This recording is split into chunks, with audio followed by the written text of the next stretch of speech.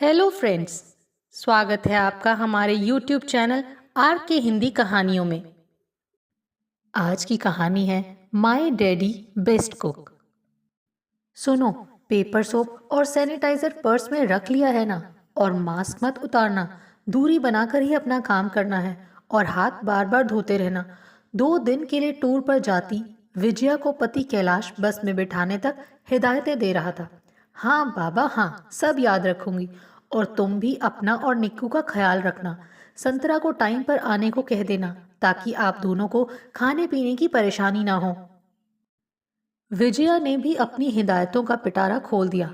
बस चल दी तो कैलाश हाथ हिलाकर विदा करता हुआ पार्किंग की तरफ बढ़ गया। स्कूल बंद होने के कारण बच्चों को घर में संभाले रखना कितना मुश्किल होता है, लेकिन कोई बात नहीं, 2 दिन की ही तो बात है, संभाल लूंगा। फिर संतरा तो है ही मन सोचता और योजना बनाता कैलाश घर की तरफ बढ़े जा रहा था। घर आकर देखा तो संतरा अपना काम निपटा रही थी। संतरा ना हो तो हम बाप बेटे को तो दूध ब्रेड से ही काम चलाना पड़े, सोचते हुए कैलाश ने भी अपना टिफिन पैक करवाया और निक्कू को संतरा के पास छोड़कर ऑफिस के लिए निकल गया। पापा, कार्टून चलाने दो ना। रात को निक्कू ने कैलाश के हाथ से रिमोट लेने की जिद की।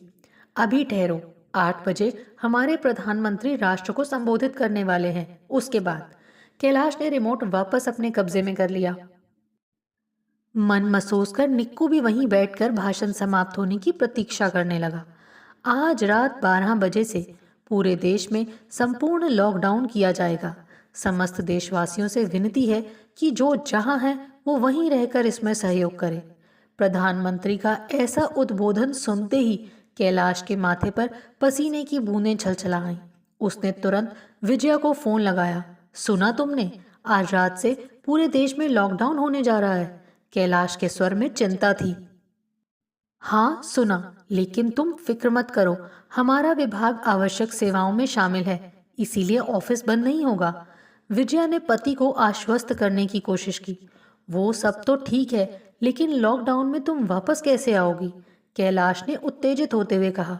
देखते हैं, कुछ ना कुछ उपाय तो करना ही पड़ेगा। तुम फिक्र मत करो, बस अपना और निक्कू का ख्याल रखना। Good night.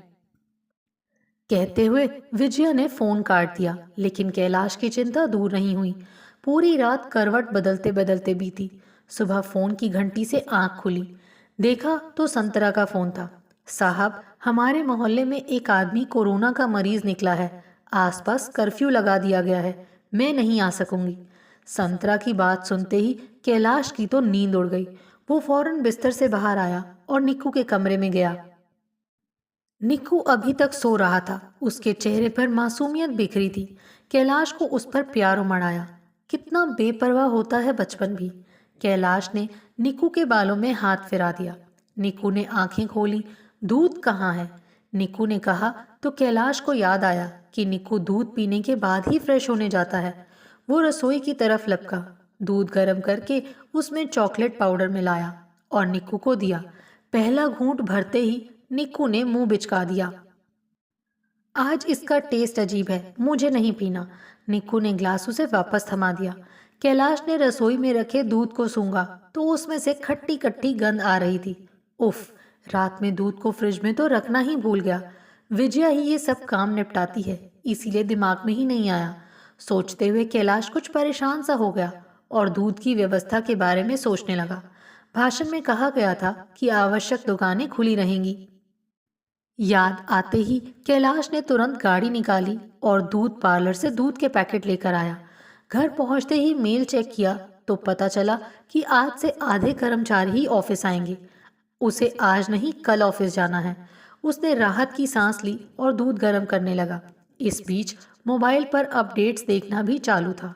सर से दूध उबलकर स्लैब पर बिखर गया तो कैलाश ने अपना माथा पीट लिया। मोबाइल एक तरफ रखकर अब वो रसोई साफ करने लगा। घर संभालना किसी मोर्चे से कम नहीं। अचानक ही उसका मन विजया और संतरा के प्रति आदर से भर उठा। पापा, आज नाश्ते में क्या है? निकू रसोई के दरवाजे पर खड़ा था। अभी तो ब्रेड जैम से काम चला ले बेटा, लंच में बढ़िया खाना खिलाऊंगा। कैलाश ने उसे किसी तरह राजी किया और ब्रेड पर जैम लगाकर निकू को नाश्ता दिया। 2-3 ब्रेड खुद भी खाकर वो अपना लैपटॉप लेकर बैठ गया और ऑफिस के काम को अपडेट करने लगा। पापा, खाने में क्या बनाओगे? आपको आता तो है ना बनाना? निक्कू ने पूछा तो कैलाश सचमुच सोच में पड़ गया। उसे तो कुछ बनाना आता ही नहीं। बेचारी विजया कितना चाहती थी कि कभी कभार वो भी रसोई में उसकी मदद करे, लेकिन उसने तो अपने हिस्से का काम भी संतरा के सिर पर डालकर अपने कर्तव्यों की इतिश्री कर ली थी। कैलाश रसोई में घुसा, आटे का डिब्बा निकालकर परात में आटा साना और उसे गूंदने की कोशिश करने लगा।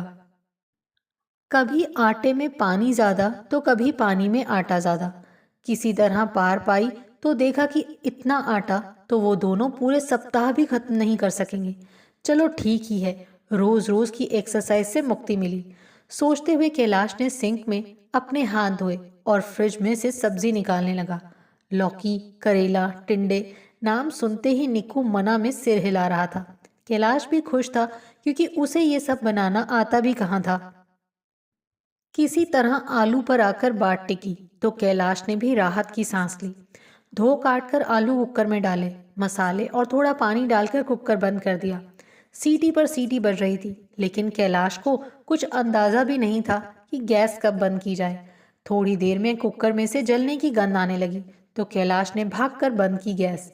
ठंडा होने पर जब कुकर खोला तो माथा पीटने के अलावा कुछ भी शेष नहीं था। सब्जी तो जली ही, कुकर भी साफ करने लायक नहीं बचा। निकू का मुंह फूला सो अलग। किसी तरह 2 मिनट नूडल बनाम खाकर भूख मिटाई, लेकिन कैलाश ने ठान लिया कि आज रात वो निक्कू को शाही डिनर जरूर करवाएगा। शाम को जब विजया का फोन आया तो कैलाश ने झेपते हुए पूरे दिन की घटना का जिक्र किया। सुनकर वो बिना हंसे नहीं रह सकी। अच्छा सुनो, उस खट्टी गंध वाले दूध का क्या करूं? कैलाश ने पूछा। एकदम सही समय पर याद दिलाया। तुम उसे गर्म करके उसमें एक नींबू निचोड़ दो। पनीर बन जाए तो उसके पराठे सेक लेना। विजया ने आइडिया दिया तो कैलाश भी खुश हो गया। उसने वीडियो कॉल पर विजेता की निगरानी में पनीर बनाया और उसे एक कपड़े में बांधकर कुछ देर के लिए लटका दिया। 2 घंटे बाद जब पनीर का सारा पानी निकल गया तो विजया की मदद से उसने पनीर का भरावन भी तैयार कर लिया। अब शाम को कैलाश पूरी तरह से बेटे को शाही डिनर खिलाने के लिए तैयार था। आटा तो दोपहर से गूंथा हुआ था ही। कैलाश ने खूब सारा भरावन भर के पराठा बेला और निक्कू की तरफ गर्व से देखते हुए उसे तवे पर पटक दिया। पापा, करारा सा बनाना। निक्कू भी बहुत उत्साहित था। तभी कैलाश का फोन बजा और वो कॉल लेने चला गया। नेटवर्क कमजोर होने के कारण कैलाश फोन लेकर बालकनी में आ गया। बात खत्म करके जब वो रसोई में आया तो तवे से उठते धुएं को देखकर घबरा गया। उसने भागकर पराठे को पलटा, लेकिन तवा बहुत गर्म था और जल्दबाजी में उसे चिमटा कहाँ याद आता। नतीजन पराठे को छूते ही उसका हाथ जल गया और हड़बड़ाहट में पनीर के भरावन वाला प्याला स्लैब से नीचे गिर गया। गई भैंस पानी में। कैलाश ने सिर धुन लिया। निक्कू का मूड तो खराब होना ही था। पापा प्लीज, आपसे नहीं होगा, मम्मी को बुला लीजिए। निकू अब रोने लगा। वो अब कैलाश के हाथ का बना कुछ भी अनशंट नहीं खाना चाहता था। निकू को खुश करने के लिए कैलाश ने ऑनलाइन खाने की तलाश की, लेकिन उसे नाउम्मीदी ही हाथ लगी। तभी उसे याद आया कि ऐसी कई परिस्थितियों में विजया झटपट मटर पुलाव बना लिया करती है। निकू भी शौक से खा लेता है। कैलाश ने फटाफट चावल धोए और थोड़े से मटर छील लिए।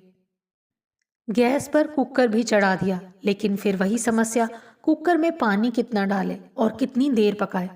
तुरंत हाथ फोन की तरफ बढ़े और विजया का नंबर डायल हुआ, लेकिन कैलाश ने तुरंत फोन काट दिया। वो बार बार अपने अनाड़ीपन का प्रदर्शन कर उसे परेशान नहीं करना चाहता था। घड़ी की तरफ देखा तो भी 9 ही बजे थे। उसने संतरा को फोन लगाया। अरे साहब, पुलाव बनाना कौन सा बड़ा काम है। पहले घी डालकर लौंग इलायची तड़का लो, फिर चावल और जितना चावल लिया ठीक उससे दुगना पानी डालो।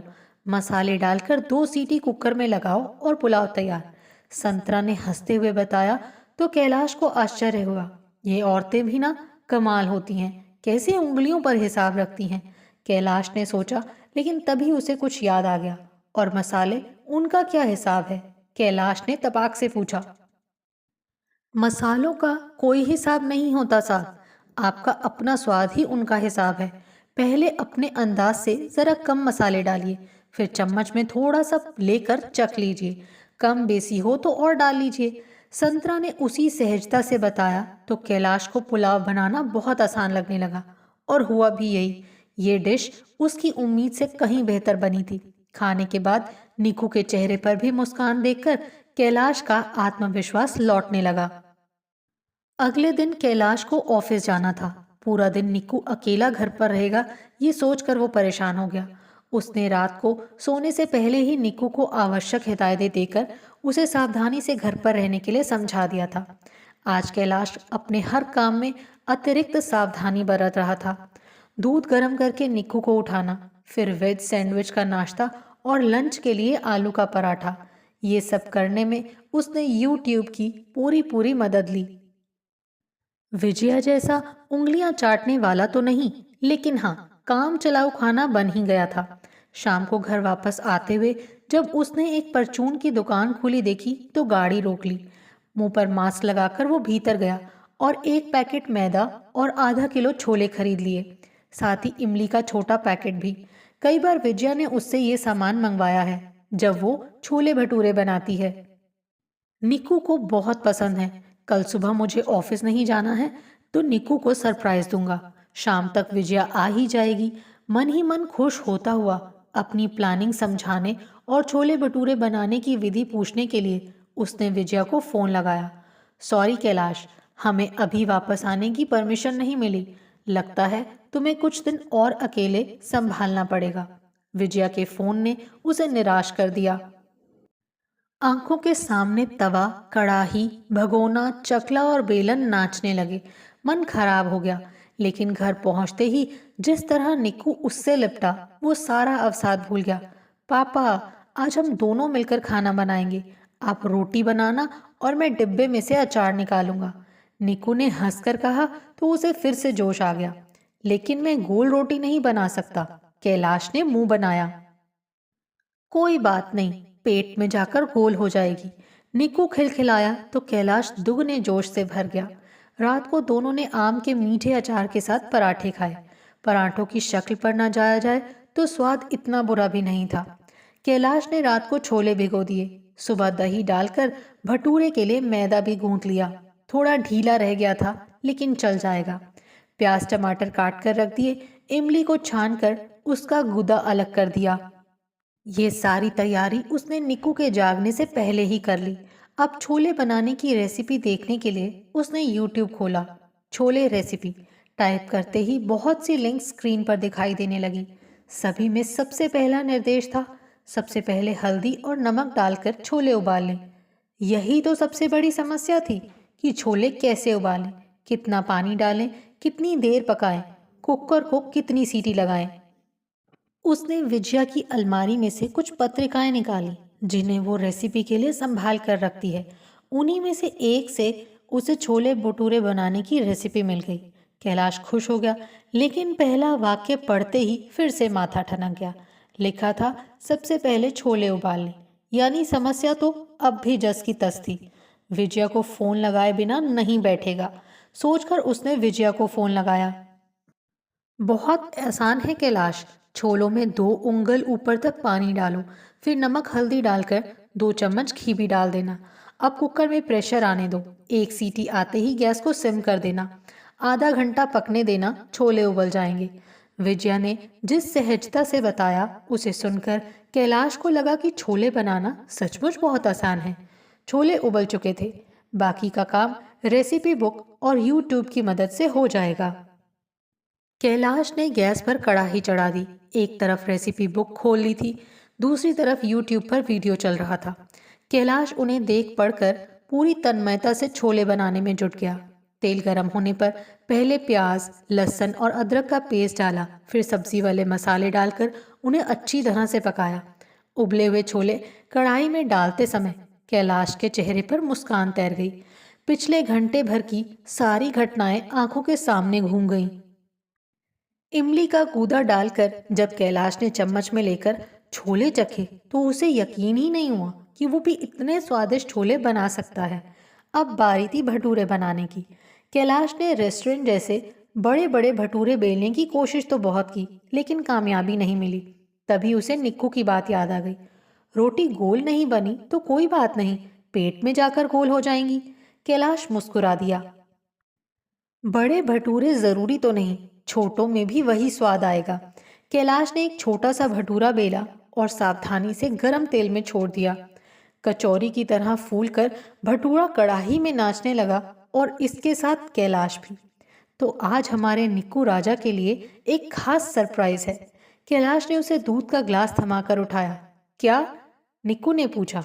छोले भटूरे? तो क्या मम्मी आ गई? निक्कू खुश हो गया। नहीं रे, पापा की तरफ से। निक्कू बुझ गया। कैलाश मुस्कुरा दिया। निक्कू, सरप्राइज तैयार है। कैलाश प्लेट में छोले भटूरे लेकर खड़ा था।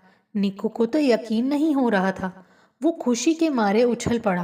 पहला कौर मुंह में डालने ही वाला था कि कैलाश बोला, आहा, गरम है, जरा आराम से। निक्कू खाता जा रहा था और उसकी आंखें फैलती जा रही थी। चेहरे पर संतुष्टि के भाव लगातार बढ़ते जा रहे थे, और इसके साथ ही कैलाश के चेहरे की मुस्कान भी। उसने विजया को वीडियो पर कॉल लगाई और उसे ये दृश्य दिखाया।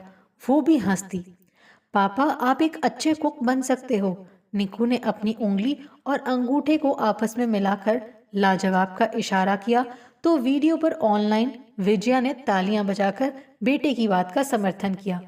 तुम आराम से आना, हमारी फिक्र मत करना, हम मैनेज कर लेंगे, कैलाश ने विजया से कहा। उसे आज परीक्षा में पास होने जैसी खुशी हो रही थी। My dad is the best cook, निक्कू ने एक निवाला कैलाश के मुंह में डालकर कहा। स्वाद सचमुच लाजवाब था। कैलाश ने विजया की तरफ देखकर अपनी कॉलर ऊंची की और बाय करते हुए फोन काट दिया। आपको हमारी ये कहानी कैसी लगी, प्लीज़ कमेंट करके ज़रूर बताइए। अगर आप इस चैनल पर नए हैं तो इसे सब्सक्राइब करें और शेयर करें। Thank you.